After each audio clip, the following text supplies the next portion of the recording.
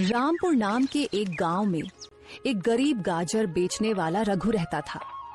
वह अपनी बेटी पूनम के साथ रहता था, जो बहुत ज्यादा बीमार रहा करती थी। रघु के पास एक छोटा सा खेत था, जहां वह गाजर उगाया करता था।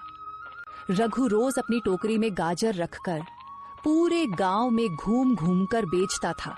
गाजर ले लो गाजर, ताजा ताजा गाजर। हे भगवान, आज एक भी गाजर नहीं बिकी। पूनम के लिए दवाइयां भी लेनी है।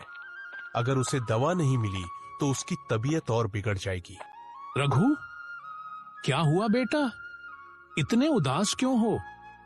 आज भी कोई गाजर नहीं बिकी क्या? मैं तो कहता हूं ये धंधा छोड़कर सेठ भूषण के पास काम पर लग जाओ। वह तुम्हें अच्छे खासे पैसे भी दे देगा। या फिर तुम अपने खेत में कोई और सब्जी उगा लो। नहीं काका, मेरा इससे गुजारा हो जाता है। सेठ भूषण के पास अगर कभी जरूरत हुई तो मैं जरूर काम करूंगा। रही कोई और सब्जी उगाने की बात तो काका, मेरा छोटा सा खेत है, उसमें एक ही सब्जी लग सकती है और मुझे गाजर उगाना अच्छा लगता है, इसलिए मैं गाजर उगा लेता हूं। हाँ बेटा, तुम बहुत अच्छे हो, पर क्या करें, तुम्हारी किस्मत खराब है।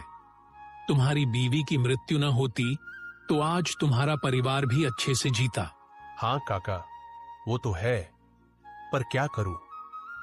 पूनम की तबीयत और बिगड़ती जा रही है और न ही मेरी गाजरें बिक रही है कि उसके लिए दवाइयां ला सकूं। तो सोच में पड़ गया हूं कि क्या करूं।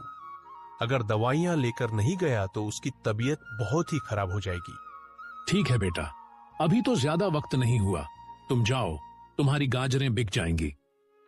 गाजर ले लो गाजर, ताजी ताजी गाजर। रघु आवाज लगाता हुआ जा रहा था कि सामने एक औरत खड़ी थी। उसने रघु से कहा, रघु भाई, इतना समय लगा दिया, मैं कब से आपका इंतजार कर रही हूँ। मेरा बेटा रो रहा है, मामा गाजर का हलवा बनाकर दो। मुझे 100 की गाजरें दे दो ताकि मैं अपने बेटे को गाजर का हलवा बनाकर दे सकूं।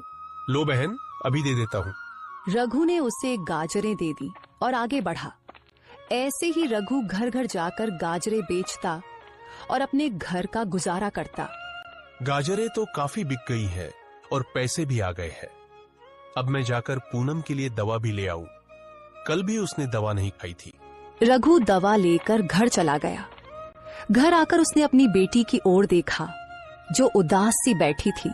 बेटी, देखो, मैं दवा लेकर आया हूँ, दवा खाओ, तुम्हें अच्छा लगेगा। पिताजी, आप जानते हैं मैं ठीक नहीं हूँ, मेरा सिर बहुत दर्द कर रहा है। परेशान मत हो बेटी, बस दवा खाओ और आराम करो, दवा तुरंत असर करेगी। बेटी ने रघु की बात मानी और दवा खा ली। कुछ देर वे दोनों चुपचाप बैठे।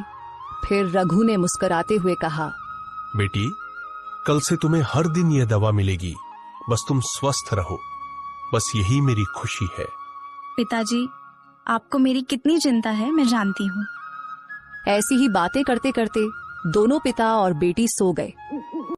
रघु सुबह अपने खेत पर टोकरी साथ लेकर जाता और टोकरी भरकर गाजर तोड़ता, फिर उन्हें गांव में बेच देता।